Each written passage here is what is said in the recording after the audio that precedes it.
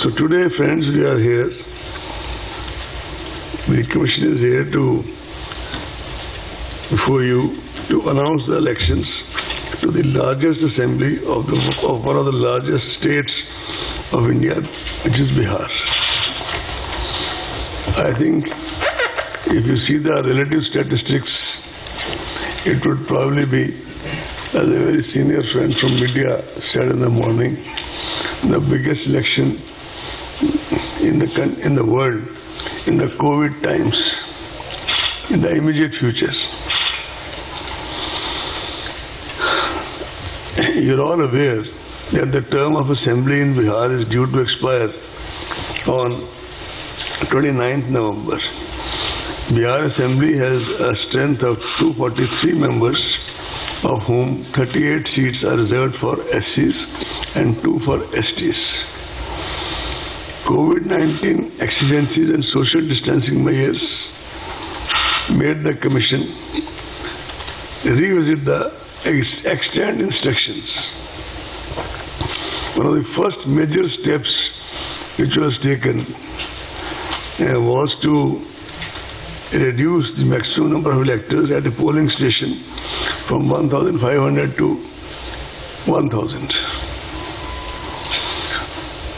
I am sure you will kindly appreciate the magnitude of this revision, because the number of polling stations as a result of this decision went up from 65,337 in the year 2015, the year of last, and to more than 1 lakh in 2020.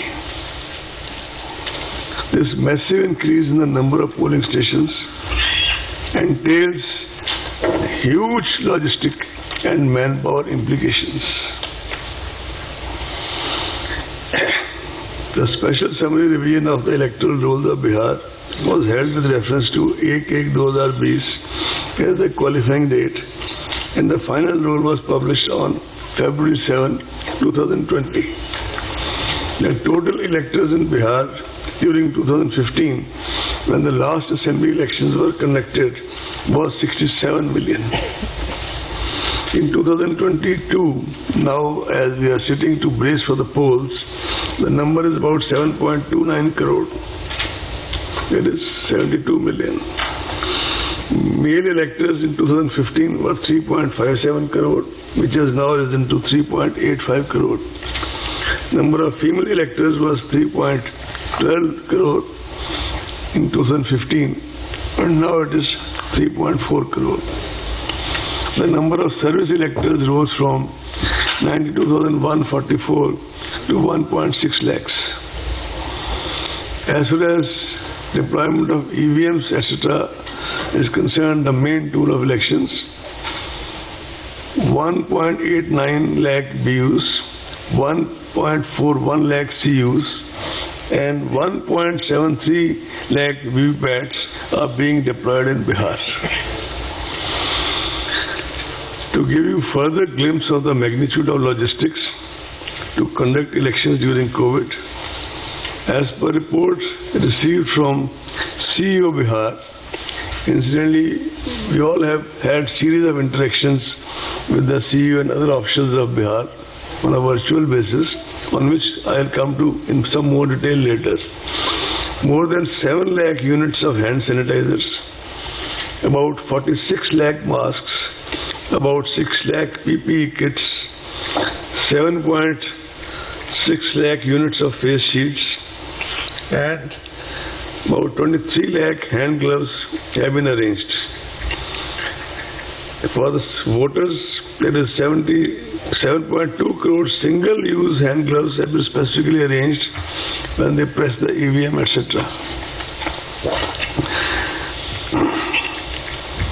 As per reports received from the field units and collated by CEO Bihar, there were about 18.87 lakh migrants across 38 districts of Bihar.